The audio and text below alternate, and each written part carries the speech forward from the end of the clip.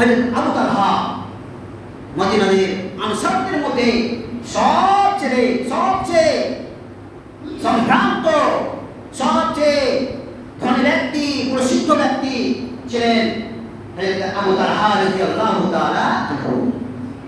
তিনি একজন সম্ভ্রান্ত ব্যক্তি ছিলেন।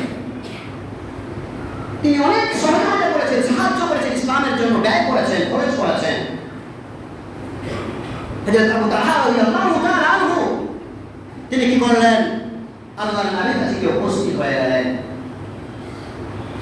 আল্লাহর নবীর কাছে গিয়ে বললেন, ইয়া রাসূলুল্লাহ, ইয়া হাবিবাল্লাহ, আল্লাহর নবী গো, মসজিদে নববীর পাশে যে খেজুরের বাগানটা রয়েছে, এই বাগানটা খুব ভালো বাগান, উৎকৃষ্ট।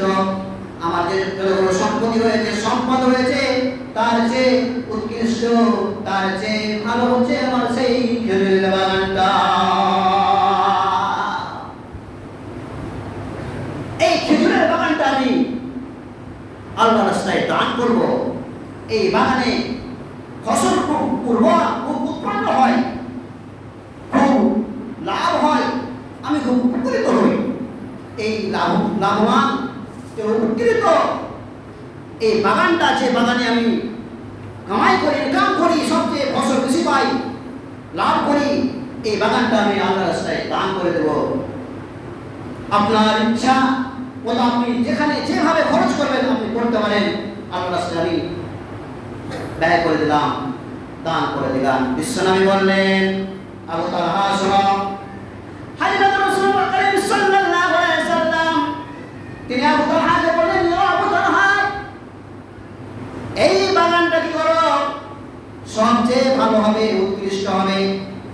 তোমার যে নিজস্ব আত্মীয় স্বজন রয়েছে, তোমার নিজের লোক রয়েছে, তাদের মাঝে করে দাও, বিতরণ করে দাও, তাদের মাঝে তুমি নিয়ে দাও, তাদের কাছে তুমি ব্যক্ত করে দাও, তাদেরকে তুমি সঁপে দাও, তাদেরকে দিয়ে দাও, বন্টন করে দাও।